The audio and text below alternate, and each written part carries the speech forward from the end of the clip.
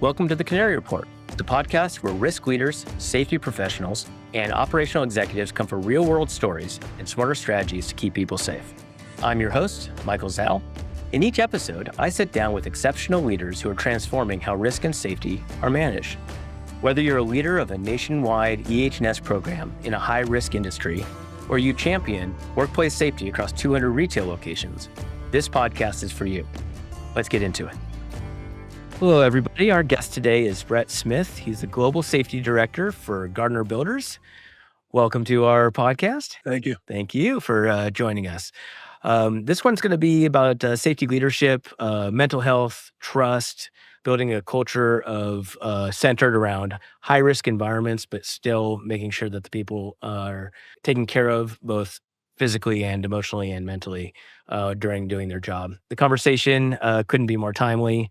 With rising pressures in the construction industry, with the shrinking internal resources, as we all unfortunately have to deal with, workforces, dominated by subcontractors that in our industry are human. And so they have challenges that we all deal with, right? And, having your approach, you're running basically to a $500 million construction firm that you guys have now, over $400 million, and you're the head of their safety group. So it's a big job, and I really do thank you for joining us.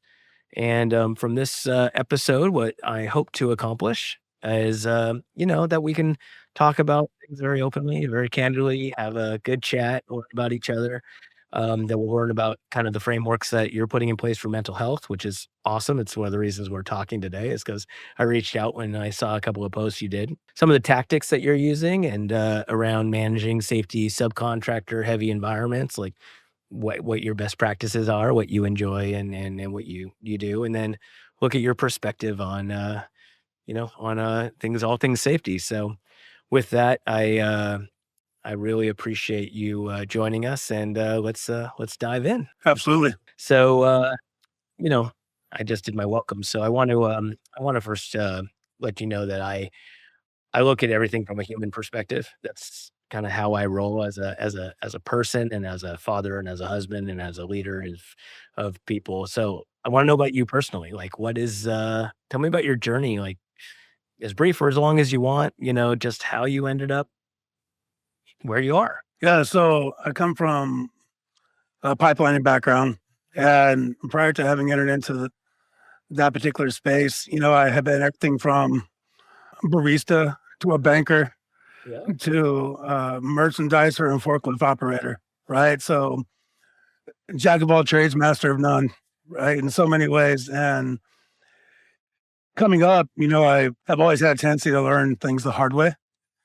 And so fast forward through a variety of careers and backgrounds, and lots of lumps and bumps along the way. I can credit a lot of that for where I am today. In terms of my now professional background, what I do for a living and how I strive to do it in a really, hopefully special kind of way. Personally, I'm married going on 26 years. I have an 18-year-old daughter, 15-year-old boy. Daughter's graduating high school. My son just completed driver's ed, and so thus begins that chapter. So really an exciting time in my life personally and then professionally. Just something like this, having had only one opportunity similar to this before, so certainly can't claim myself to have any sense of masterclass design on this, but it's an honor, and I do appreciate you having me in. Oh, of course. If I'm actually going through a similar journey. My daughter just finished driver's ed as well. It's your son, but same age. My son is just in college. He's the second year. So, is your older one looking at going to school or trades or something like that? She's gonna go to school, so she'll go to school at the University of Wisconsin Eau Claire, which is right at 2 hours from home. So just far enough for her to have some independence, and close enough that we still can hopefully see her some degree of frequency. But she'll be majoring in psychology. Fantastic. So that'll become more and more interesting. Well, I'm sure hearing all the things that you do, which we'll get into, probably helped shape her a little bit on that. So, you know, you said, I'm reading a quote here or paraphrasing a quote here that you said that safety is human, and that in order to run a safety program effectively, that you have to understand how humans operate and how humans think about things, both from a boardroom perspective of managing people who have timelines and goals and structures, but then you also have people who have, you know, they have pressures. And so the mental health aspect, I know you're very passionate about. So from your perspective, how have you gotten leadership, and even more so than leadership, how have you gotten the workers in kind of a machismo, construction's not always a touchy-feely world out there. And so bringing up mental health and bringing out things like you have done, which we'll talk about in a second. How has that been received, and how have you implemented those types of things? How do you feel about that kind of? Yeah, I appreciate the question. It's tricky, you know. I think for starters, you enter into it, whether you're talking to folks in the field or you're talking to a boardroom, full of leaders and those that may or may not necessarily identify with those who are representing boots on the ground. You approach it with a sense of vulnerability, right? I think you lead into it, owning it first, and just sort of addressing the elephant in the room. If it's something you want to talk about, then you lead with, I want to talk about this because I've recently heard this, right? Maybe it's a quote, and the quote means a lot to me. And I think that it resonates in this space. So just recently I heard a quote, or read or heard a quote, and it's more of an overarching theme to a book that I'm listening to. But that quote is less but better. Less but better. And at Gardner, we've adopted a saying, better is perfect. So not to confuse the two, but in my mind, the two really flow one into the other. But starting with simply less. I think within this space, we try to take on everything all at once, right? Because it's such a heavy topic. We look at it as a crisis, and it is when you look at the rate of suicide, even specific to construction, Oh, it's 3 times the national average. if not more, right? And so it's daunting, and yet we try to take it all on at once because we truly want to disrupt the industry in order to affect change and to affect positive change. So having just recently heard this, less but perfect, that for me is a game changer. So rather than trying to take on everything all at once, if you're in a position and you're talking to the boardroom or you're speaking with guys in the field, I think we need to recognize the power of the pause and just slow down. And so a lot of the things we're doing, which I know we're going to talk about, we've probably come at it from all sorts of angles, sometimes headlong, and it's been probably too much, too fast, but it felt right in the moment. And I think we're beginning to realize it's not even less is more, it's less but perfect. So we slow down, we take it a micro bite at a time, and just really focus on individuals who want to join us in that initiative, in that effort. So it's collaborative and it's mutual and really organic in that way. Have you found, have you noticed a morale change as you've implemented some of these things? Have you noticed the shift in the worker, the folks that are on the site? And then how do you, along the same lines, all these workers on the sites are not always yours. They're also subcontractors and other people.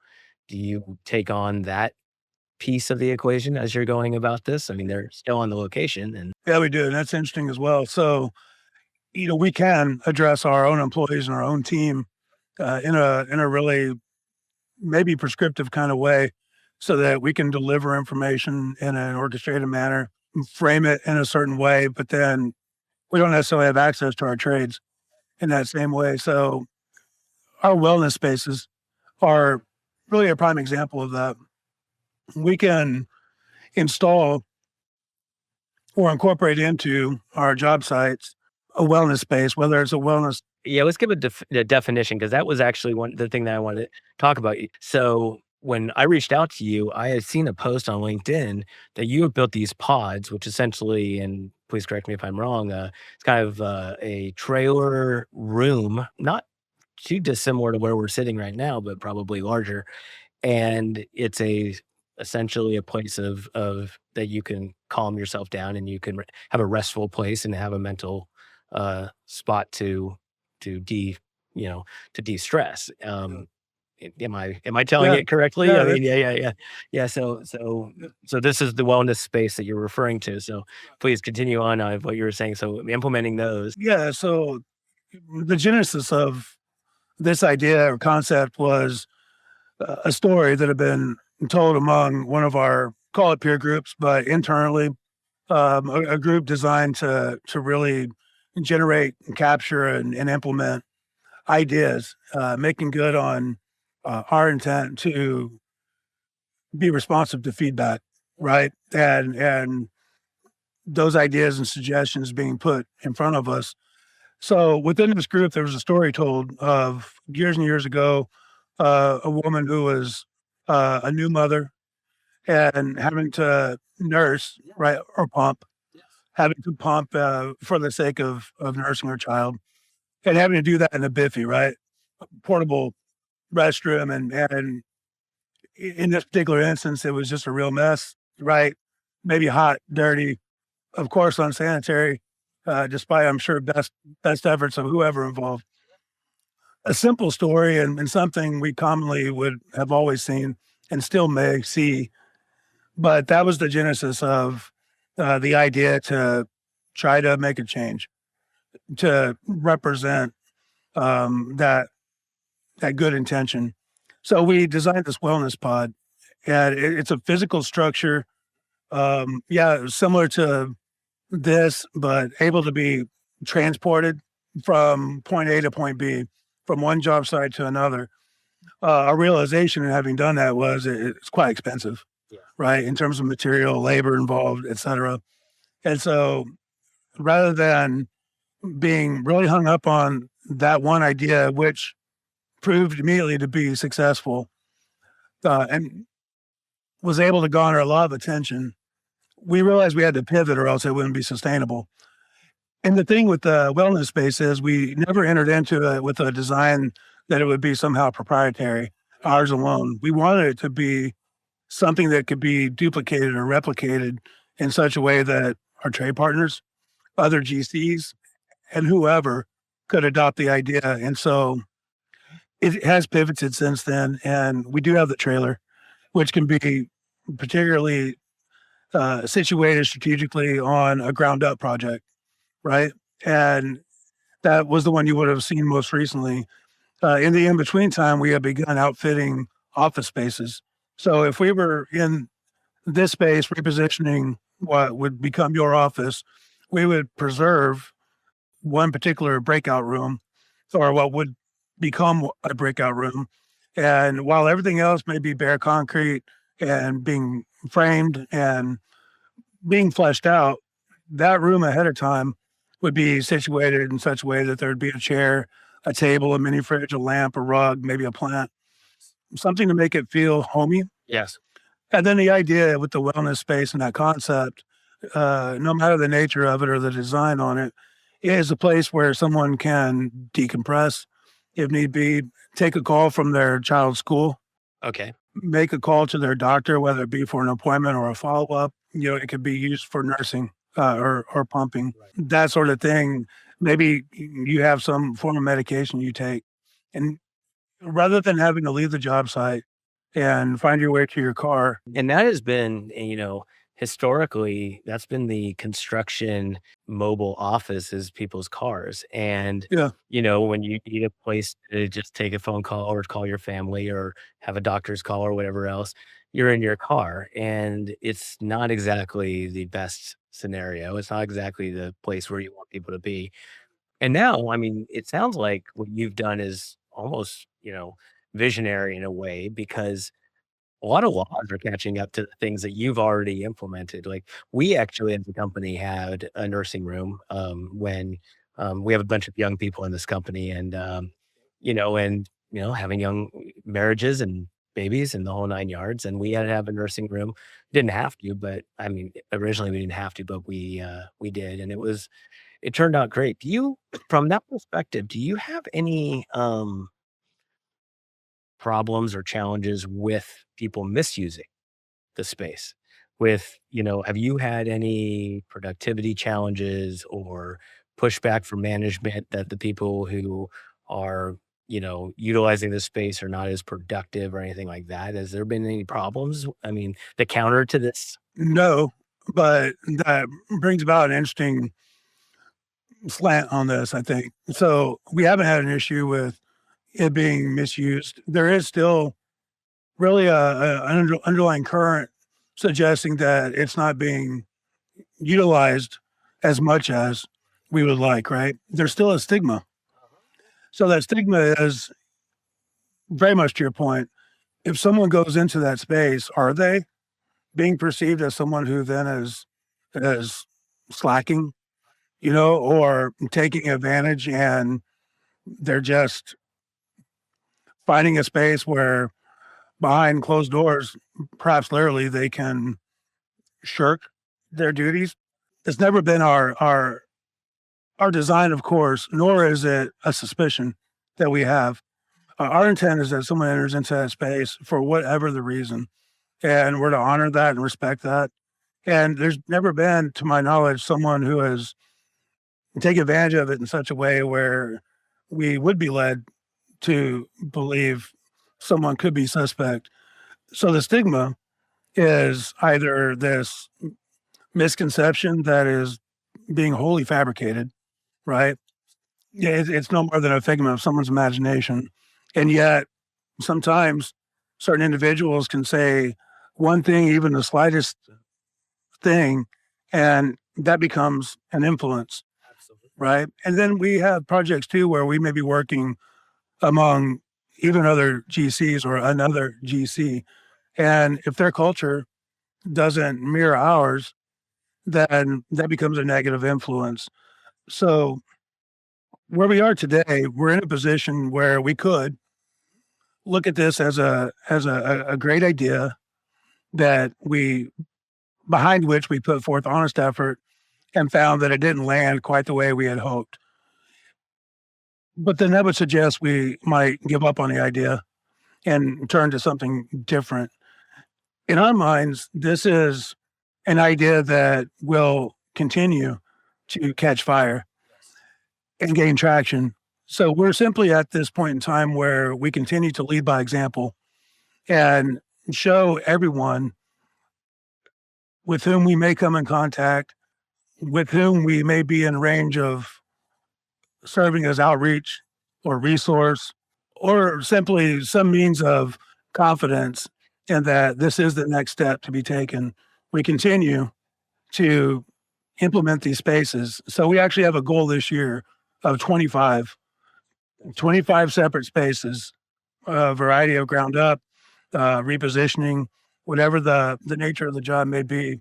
And frankly, if they go the majority of the year being unused, we're still leading by example to show that the provision, the accommodation is important to us. 2 questions on this front and a statement. My first statement is, it sounds a lot like work from home.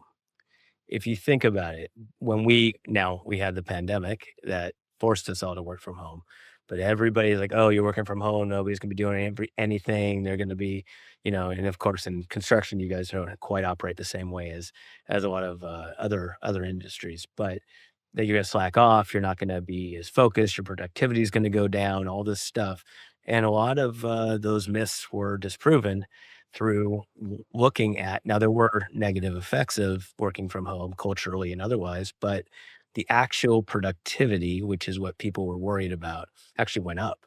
Right. And, it's a very similar thing. You think if people are utilizing this resource or that they're gonna productivity is gonna go down, and the reality is that I would imagine being cared for and having a place to defrag and a place to really, center yourself or frankly, I mean, take medications or to, nurse or what you need to do.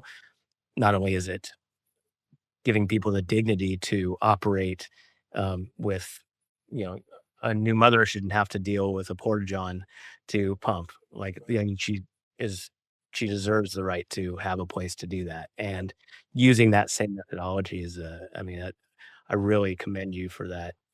How are you determining if people are using it? Like, how are you Yeah. like, you get 25 of these things, how do you know? Yeah. So a lot of that really is based on, that's a fair question, right? Because we're not monitoring it, right? That would be counterintuitive to the spirit of it.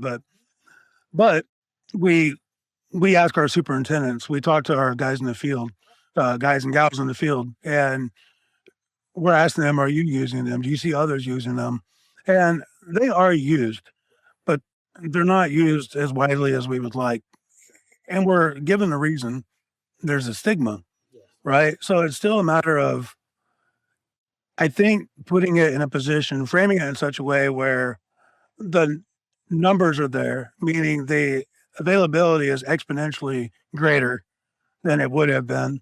And we simply are in a position where the onus is on us as a company and then as advocates of this, champions of this, to continue to stay the course, preach the message, and when given opportunity, lead by example in a way too where maybe we're using the spaces. Yeah.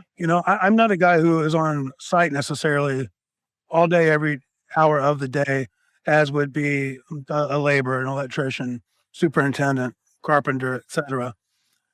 So I'm not going to say that seeing me using the space is then license for anyone and everyone to immediately have that supreme confidence to use it. So I think it's more of a matter of education. And the education, I think, isn't as simple as saying it's okay, right? Do you integrate this into your morning stand-ups or your tool talks? Like, do you talk about, Mental you health. not only mental health, but also the use of of the pods? In ways we do, I think everything we do is something that, of course, can be improved upon, right? So if we talk about it by way of toolbox talks, then that is one thing. But is there a way where we can more openly communicate to the job site at large without it having to occur within that rigid sort of framework? The education piece of this, I think, is really about not just increasing awareness. Awareness, I think, is there.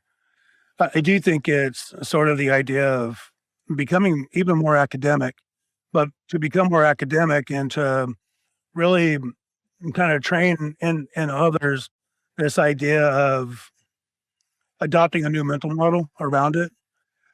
You've got to do it in layman's terms. You've got to do it sort of short and to the point. We started out through COVID, especially everyone adopting it's okay to not be okay. Yes. It's great, but we said it to the extent that it became white noise, right? So we deal with that too. So even the wellness pod, if we continue or space, if we continue to advocate for this and increase the numbers, but we do so without educating our workforce, then that's simply going to become another installation on our job site. So that's really the next chapter is education. So one of the things that I focus on at Yelbird, and by the way, we have a philosophy also here of do less better. And for us, do less better are we're choosing, fundamentally, only do 4 things. We do trainings, we do site like staffing. Sure. We do a fair amount of assessments and surveys like walkthroughs and so forth. And then the last thing, of course, is actual program development. So somebody says, I need a spill management training developed. So we'll do that. So if we just stay focused on those things, and that's a lot within those things, you realize that being a better steward of safety and culture and safety culture, you have to use third parties in many occasions, right? I mean, 70%, as I understand it, 70% of the safety industry is outsourced. So I need to have somebody come to do this toolbox talk. I need somebody to be on site at this location. I don't have the manpower, the woman power, the resource to go to a location. What do you guys how do you look at subcontracting, finding solution providers around safety programs? That's a great question. So we partner with, yeah, for example, Minnesota OSHA. We partner with a third party where necessary, whether it be in Wisconsin. In Wisconsin, there is a program very similar to Minnesota OSHA, and it's actually through a program facilitated by the University of Wisconsin. So we seek out opportunities that are either quite obvious, like Minnesota OSHA's consultation program, in which we actively participate, or trying to find the equivalent where it unto itself may not exist. Wisconsin being an example of that. We have work in Chicago where we have used third party and invited them in to conduct site safety inspections, really to sort of serve as a means of accountability to us conducting our own inspections. We also partner with AGC. We partner with other GCs, other trade partners, and simply share with them our ideas and what we're doing, hoping they'll show us ways that we can improve. And what we found by doing that is there are some things we're doing where we feel like we may stand an opportunity to improve. And yet, and yet, what they see in us is that we're actively breaking the mold. And it's funny because then in turn, we're looking at them and what we see in them is they're doing incredible things that we want to learn more about and know how to better achieve. So that's really begun to gain a lot of traction. This year alone, the conversation around mental health, for one, has really enabled us to really generate more energy around the idea of simply collaborating.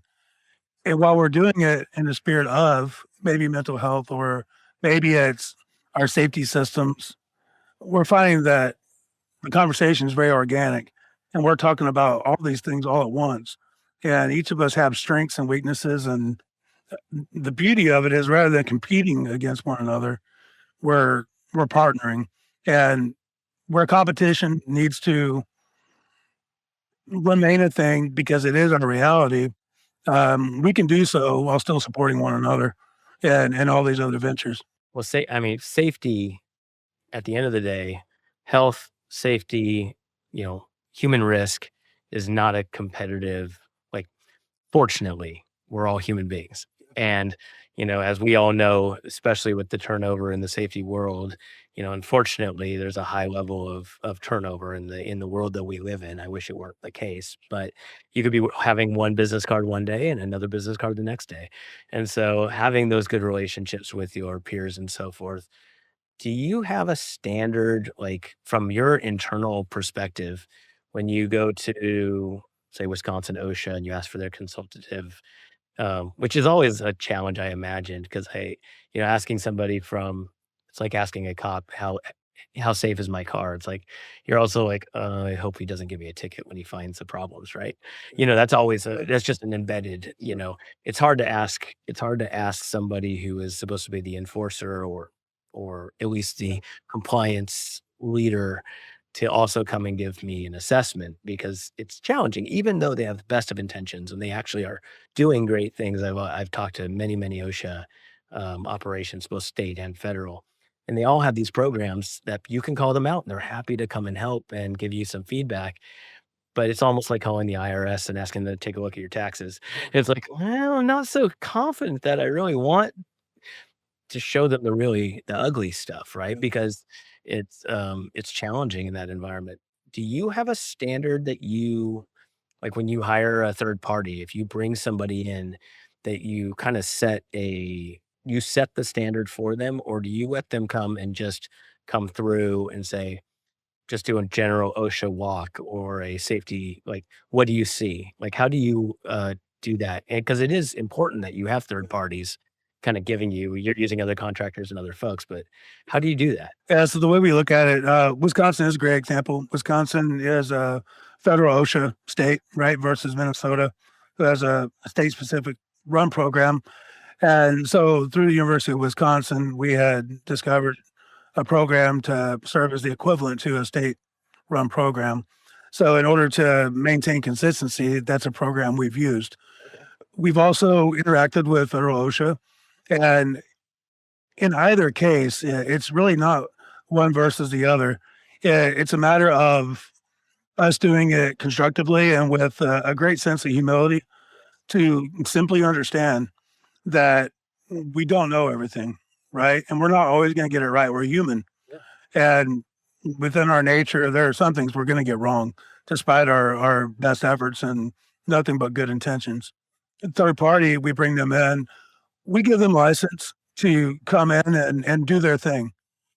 However you implement your program and however you apply that per each job site or project that we may into which we may extend invitation, we don't want to dictate how you do it, or else we're not doing a very good job of positioning ourselves in front of the mirror to understand what we're doing well and what we're not. Now, that being said, there have been times where third party simply focuses on things that in the end we're not as concerned with, right? And it's not the safety thing that we're not doing right. It's not that we have hazards we in turn ignore. It's a lot of times cultural, right? The idea of safety culture to me has also become, well, it's become cliche, right? So although it's something we certainly talk about, it's still verbiage we use. Personally, I'm becoming more and more cognizant of the fact that culture unto itself now has become quite whitewashed. And so if we were to bring in third party today versus say even a year ago, the conversation would likely be much more direct. Yes. And it would, I think, position us in such a way that we would outwardly confess our shortcomings to even third party, right? So that there's no face being put on. It's like, look, you're here because we value the opportunity to learn, right? Whether it's just a second set of eyes to ensure we're not missing something, or it's we don't know everything, right? I found that the EHS world has, if you look at the history, in the 70s, it was just your safety manager, and then it was your health and safety manager, and then it became the environmental health and safety manager, and then it became sustainability, and now mental health is coming in, and it seems like everything gets thrown on your position of making sure that you are maintaining this, frankly, a standard that is impossible. And do you bring in people specifically for, say, I want you to do a fall from heights assessment or forklift training program or heavy equipment training program or lockout tagout? Or do you generally bring in generalists that say, I want you to check out everything?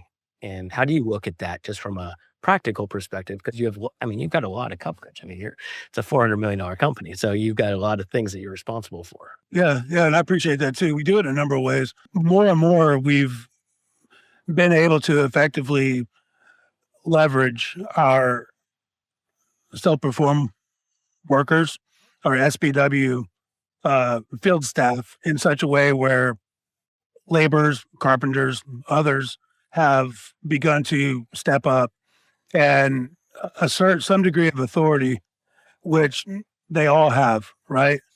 The stop work authority is one thing. Of course, we present that in a way where everyone has stop work authority. In our mind, through our lens, we see it to be extended well beyond even that, right? We want our folks in the field to have authority to stand on their level of expertise and their background. And so more and more our field staff have begun doing field inspections, right? Being documented through our software platform. Now, the focus specifically, And these are non-safe. These are not trained safety right, professionals per se, correct, but they correct, are. But they're experts in their field. right, Okay. right. Yeah. So that to us has enabled us to better understand what training they may be thirsting after, right? And so fall protection, it's something we talk about a lot, but yet we discovered that folks wanted training specific to that. So we invited in our case, Minnesota OSHA consultation, and they provided training on fall protection. They provided it in a way where we had brought in basically half of our field staff, superintendents, and others one day, and then on another date, the other half. And How was that experience? Like, was it? it was great. Did it take a while to get it all coordinated? No, And no, it was actually pretty simple, and I didn't know what the response to it would be, right? Because Minnesota OSHA, it's OSHA, right? It's compliance. It's consultation, not compliance, but it's still Minnesota OSHA. And so there's this conception that or perception that to invite them in, right, is somehow inviting the enemy to your door, and it couldn't be further from the truth. Has been our experience, and the way it was presented to us, it was such that it wasn't standard says this, therefore it was, let me share with you all of my experiences, right? The consultant. And so he would give examples of project sites he had been on, clients he had worked with, without naming names, without disclosing the location. And so for all of us, it looked like every other construction site. And yet there were all kinds of things that were not being done well or were being done incredibly well. So we were seeing the good, the bad, and the ugly through OSHA's lens without any form of punitive repercussions, no threat, just a collaborative joint effort. We would use third party to assess our program, to look at certain standards or policy documents, because again, as well trained as we believe ourselves to be, we're not an expert on all things, right? well, that's the thing. So it's funny you should say that because it's the anecdotal stories and the fact that you got a great OSHA trainer that came out. By the way, that's fantastic. That was your experience because like everybody, there's hit and miss. And how you know you're going to get a great person, how you know they're going to be somebody who is, kind and aware and would tell the stories and doesn't come out with a stick. But the most important part is they're using their expertise and their background to give real life experiences. One of the things that we've found, you're using software, you said, so you're using software for your tracking and management of these things. When you go to different areas, some of these regulations and guidelines are different. And so you can have a staff member who's in Minnesota and then they go to Wisconsin and the guidelines are different and best practices are different. And so do you find it difficult to like make sure that you are actually following the right things and doing the right protocols for the area? Or is that something that, and then the secondary question is that when I know nobody wants to have an incident, nobody wants to have any kind of a problem, but what is your post-incident strategy? Like, how do you look at somebody unfortunately dropped something on their foot and you have to take care of their medical need, but then you have to look at what happened, right? How do you manage that? And then how do you manage the insurance aspect of, okay, this is what we're putting in place so that we can show our carrier not to increase our rates, but and also that we're doing the right thing, that we're going to do better training around this, and this. Yeah. So the devil's eye question, I No, know that's too. good though. Yeah. So to start with compliance, Yeah. we will. So we work hand in hand with our broker in such a way that they're a consultative partner to us, right? And so they are structured in such a way where individuals who are experts in safety will essentially be provided to us, all part of our account and our relationship with them, so that if we're going to be working in a state that we're not altogether familiar with, we can make that call, for example, to them and simply make that statement. Yeah, those are our customers, by the way. They send our people out a lot of the time, Yeah. which is great. Okay. Yeah, Yeah. just so you know. Yeah. Okay. But that's great. So, They're a good resource for you. so we do that though. Again, just really kind of wearing that humility on our sleeve to say, hey, before we get into a situation we don't want to be in, tell me what I'm missing, right? And then in the event of some form of incident, I think it's an important topic to discuss too, because root cause analysis, right, is very popular, whether it's Taproot or some other format. And I do think it's important, right? It's an absolute necessity. However, I think like the term culture, root cause becomes watered down, right? So that you drill down until you find it was this. If you do a good job of that, you've understood, what sort of human component was involved, whether it was, a lack of training, the misuse of some form of tool or application, An accident, just a mistake. a mistake, right? Accidents do occur. In the end, though, the root cause is one thing, and maybe ultimately that allows you to arrive at something you can provide to someone else. But I think what we're learning is as we go through instant investigation, it's really about more so the human interface. How do we get there, right? It's not just as simple as root cause, I guess is my only point.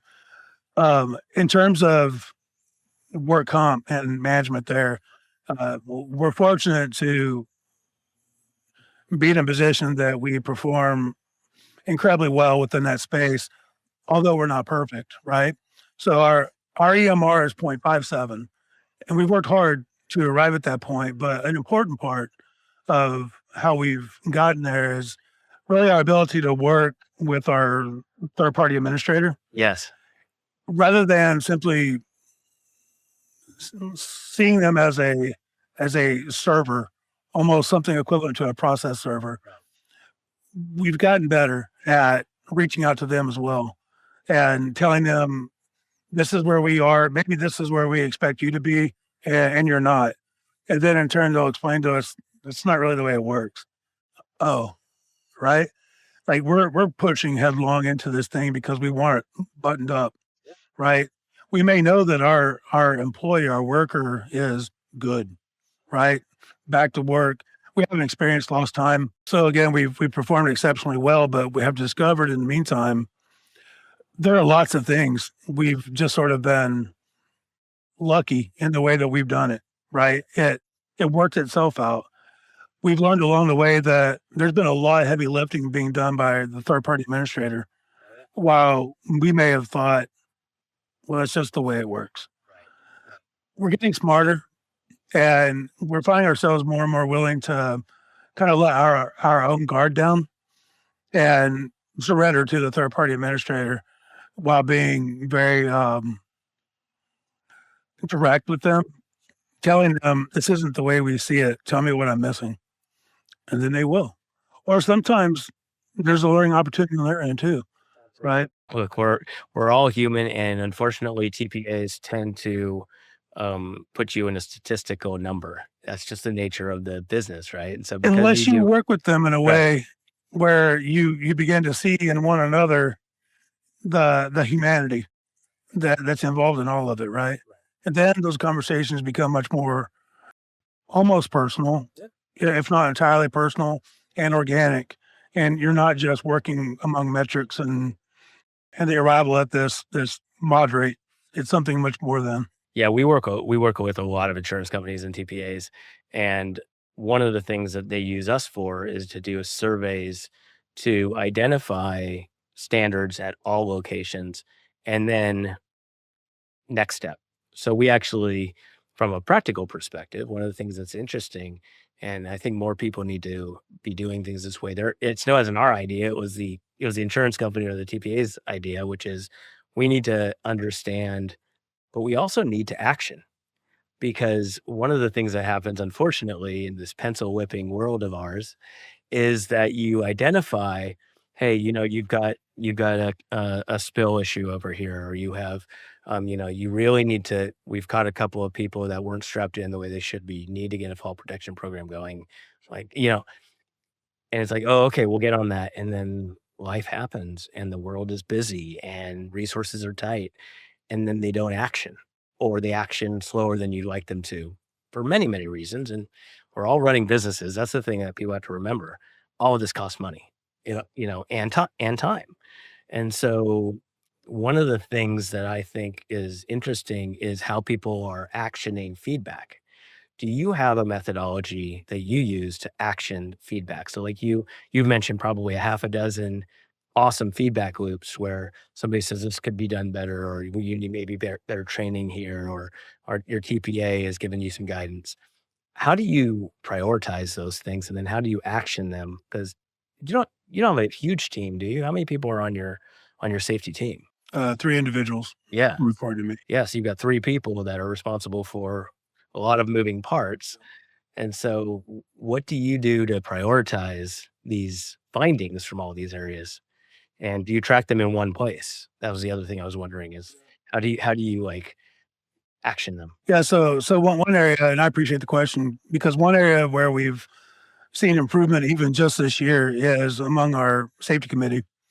So we've always had a safety committee, and every year it's been some form of reiteration or evolution of what it might have been prior. But this year, it's particularly taken on a form that, frankly, has been much more productive.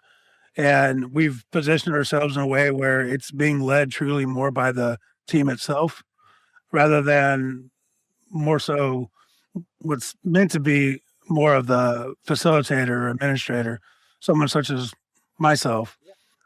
So I've been able to take a bit of a back seat and really even learn through them. And what may be fed to them is some of this feedback that we're getting. But rather than taking it upon myself or a small team to figure out and then dictate to others, we're we're just sort of opening it up to the safety committee. We may talk to our senior PMs or general superintendent and look at it from more of a global perspective, right? And say, hey, look, these are all the things we're hearing. We have ideas, but we don't know if those are the best ideas. So I think to your point earlier, it's the money aside, it's very time intensive. So I think the understanding is we have to simply embrace that, right? We've got to acknowledge it for what it is, and that if we want to grow and we want to get better and we want to improve and make good on the feedback that we're soliciting, we've got to be willing to invest the time. So our safety committee is a big part of that. We do have those groups. The Pulse group is by name what I had referred to earlier, where the genesis of the wellness pod came about. That group and others, are smaller in number, but of course, focused in different ways. And globally, as a team, we do a good job of saying, "Hey, last month in our Pulse group, or last month in our safety committee, these are some things we talked about." And so now we're talking to people who weren't specifically part of those smaller groups, but we're shedding light on some of the conversation. So the narrative becomes much more collaborative and more of a collective effort. I'm just gonna say it because I've seen recently, a movement towards quarterly standardized programmatic trainings, where you set a budget where every quarter you're doing some kind of a findings-based, like, ecosystems wide training system. I have a few customers that are doing it. Not that you asked for my feedback or recommendation, but, having this pulse group who has kind of a understanding of what's going on, one of the things that we've been seeing a lot because there's over 600, and a lot of people don't understand this, in safety, in quotes, there's 600 specialties. I mean, you don't realize it as you're going along, industrial hygiene alone and airborne particulates and, respirator fit testing and all these things like, you've got, arc flash and lockout tagout and like you've got all these things. And as you go down this path, but there's always a theme. There's always like 5 or 6 company wide that okay, we got turnover, we've got all these things. One of the things we might want to explore together at some point or have a chat about is doing that kind of thing where you do like a systematic approach. Have you done things like that where you like set on a cadence, and whether it be with Yelbert or anybody else, I don't really care, but Yeah. well, I do care, but let's be honest, but is it the kind of thing that you have looked at doing as a like so you can at least be on a cadence that that we have a training coming up and we haven't chosen what the subject is yet, and we are going to be doing this because this region is having challenges with X, whatever it is. You guys doing that kind of thing? Yeah, I like that. We actually this year hired an individual who was able to join my team as sustainability and risk management specialist, right? So through her effort this year alone, which has been now a matter of not even 5 months, right? If I'm doing the math right. Through her effort, the suggestion was brought forth that we really should invest the time and quarterly going through specific sections of our safety manual, right? Now, the intent of that exercise would be to improve our safety manual, right? Based on what you're just now saying, that would be a perfect opportunity to tie in with that some form of training, right? Because we are going to focus on a specific topic, albeit a section of the safety manual, but that topic will most assuredly represent a training opportunity. Yeah, the manual is only as good as the That's operations right. that support it, That's right? right. And So so actually, I like what you're saying. yeah, so it's actually it's funny because when we started 5 years ago, I really thought that folks were gonna use us mostly for on-site staffing, 'cause we have, 7,000 people. So, somebody says, "I have a project for 5 months," we're a perfect fit. There's no fees, it's a good solution for that. And that's what I thought we'd be used for mostly, but now people are using us for surveys to identify things that we need for our manual and for our training. So you go out to these sites and you're finding the good, which is what we try to focus on, find the good, right? People don't do that in this industry. It's like when you go onto a site and you're doing 97% of the stuff really well, nobody focuses on that. They just pounce on the 3%. It's like, and it's a problem in this industry because I don't know why feel that it doesn't bring value unless they do that. For me, I love the concept of survey to identify challenges solutions through training, and training supported through policy. Yeah. And if you get that cycle going quarterly, especially with, frankly, the turnover that we're all having in this industry based on, we've got a lot of illegal workers, we have, or, alien workers, we've got issues that are going on with turnover in certain trades. And so you're always playing whack-a-mole of, okay, has everybody had their training? Like it's hard to even to make sure that everybody's like up to speed. Yeah, And that's hard. so well, I'm gonna ask you one last question, and then we're gonna wrap it up. And obviously, I will leave the floor with you as well on anything else that you want to cover. But as we look at what we're doing in an industry, so as we land on something actionable, and what three things from a leadership perspective and you can call it improving culture, although it's such an overused word, I agree. Reducing risk, supporting teams better. What are the three things that you think have been meaningful in your world for running a effective, impactful safety program? Yeah, I love that question. It's maybe a little difficult to answer, right? Because a lot of things come to mind. But narrowing it down, though, I think it's supremely important to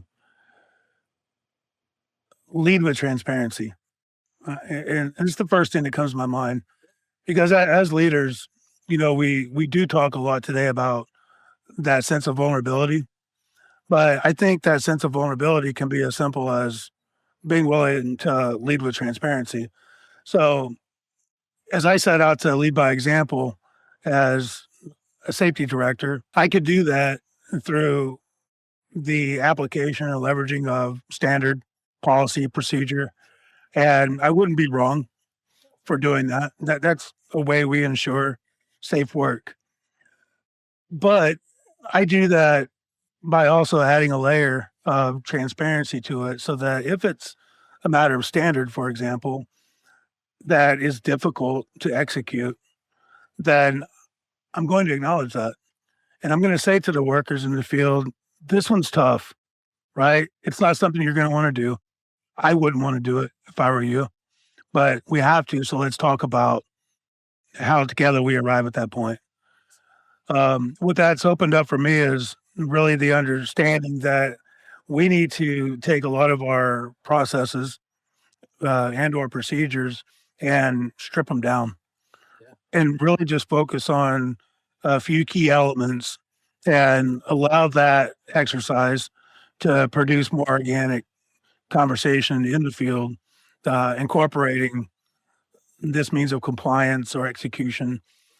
Second, in terms of how leadership presents, I do think it's also equally important to be assertive, right?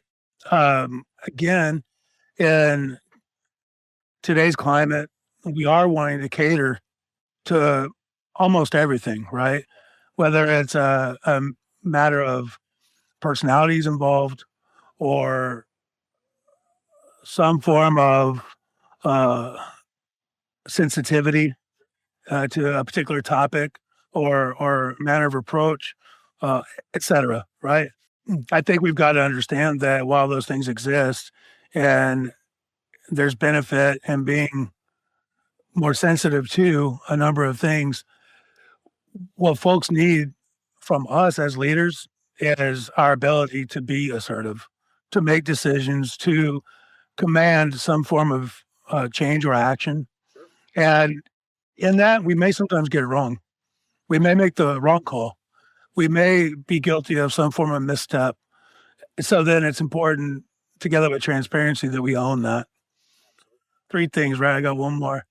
I think the third thing is humility, right? And I think all these things kind of follow the same vein, but humility is important because I think that puts us in a position as leaders to pause, take a breath, listen to the room around you, right? Like, what are you hearing? Are people interacting with one another, or is everyone heads down doing their work? Well, that could be a good thing. Are you seeing communication? Are you hearing communication? Are folks approaching you with ideas, suggestions, or is there that sense that why would I? Right? They don't even listen. So I think humility is a big part of that because not everybody is good at it, right? I'm quick to jump to some form of solution. So I've got to remind myself to pause, take a breath. Maybe for me then that's less but perfect, right? Yeah. Settle into it. We hire our trade partners and we hire our workers, whether it be field or office, with the intent that there really not be any real distinction between the two, first of all, field and office, right? And that's not the company we want to be. Everyone is one team, right? We say of ourselves 1G, Gardner, 1G. Yep. That's inclusive of whatever your role might be. So that distinction isn't being made unfairly, unjustly, unnecessarily. And in fact, if it is being made, then there's some form of sin being committed within that equation.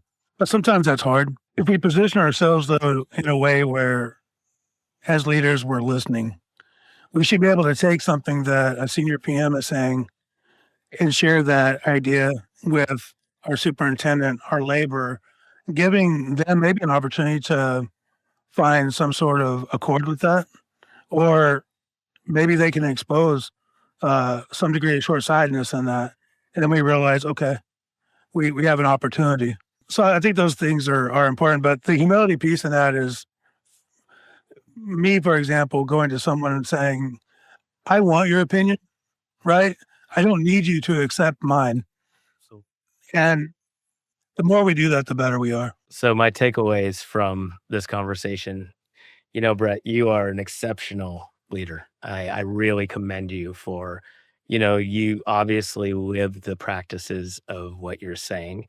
And that's not common. So thank you for being here and communicating that, but also your company is lucky to have you because that is not something that you find very often. So I hope that they appreciate, and I believe that they do from everything that I've seen, at least on LinkedIn. Your leadership seems to be a very, very caring leadership. But my takeaway from this conversation to wrap it up is, transparency, humility, two ears and one mouth is the reason we exist, right? Listen more, talk less, and take feedback with good intention. And for me, that is the sign of leadership. And so I'm excited about what you're doing. If there's anything that we at Yellowbird can do to help you, I would love to do so. But whatever it is that you are doing, whether I can help you or I can point you in the right direction, I would be honored to do it. So thank you for joining me. And I wish you a safe travels back to, you're in Minnesota, correct? Yep. So he came out to visit me in person here in Phoenix, Arizona, and so it's gonna be 100 degrees here today, so I'm sure he's ready to go Let's home. soak it up. And thank you so much for Thank you for joining. having me. It's an honor. My pleasure. That's it for today's episode of the Canary Report. If this conversation helped you reframe how you think about risk and safety, please do me a favor. Hit subscribe, leave a review, and share it with somebody who needs to hear it. We're building a new category of safety and risk leadership, one that's faster and smarter. Leaders who aren't just empowered by tech, but whose wisdom is accelerated by it. To learn more about how Yellowbird's cutting-edge platform is empowering leaders to solve workplace safety and risk challenges faster, smarter, and at scale, visit goyellowbird.com. Don't forget to subscribe to our Spotify, Apple Podcasts, and Yellowbird pages to stay up to date. Until next time, lead with clarity, know first, and act fast.